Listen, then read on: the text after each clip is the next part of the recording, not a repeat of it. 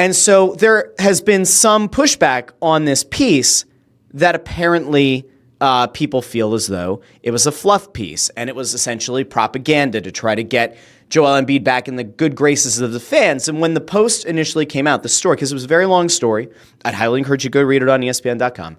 When it came out, it felt like you're going to have people who are going to say, wow, you know what? As much as I've gotten on this guy about his inability to deliver and his inability to deliver a championship and stay healthy and all that, there's a human being in there. And yes, he's a multi-millionaire.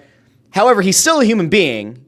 And money can buy you a lot of things. And to some extent, money can buy you short-term happiness. But when you're constantly getting trolled on by a fan base, when it feels like the fan base has kind of turned its back on you, when it feels like the organization has turned its back on you since day one, again, go back to the Hinkie era where they're talking about the medical staff and some people in the organization essentially making it sound like, oh, he's just lazy. He doesn't want to get healthy.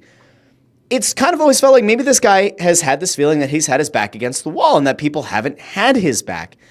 And so when you read the story, does it paint a portrait of a guy who's been largely misunderstood? Yes. Does it give you the feeling that this guy feels very closed off? And yeah, and he also talks about, in pretty solid detail, about how he always felt like between his parents, they were both kind of quiet. He has this tragedy around the tragic passing of his brother and this missed opportunity because of an injury. He and his brother and his family, they don't get together for the draft. His brother's on the East Coast, and it had been like 4 or 5 months since they'd seen each other. That's the last opportunity they would have had, in theory, to see each other before this tragic accident. There are a lot of things that weigh on this guy.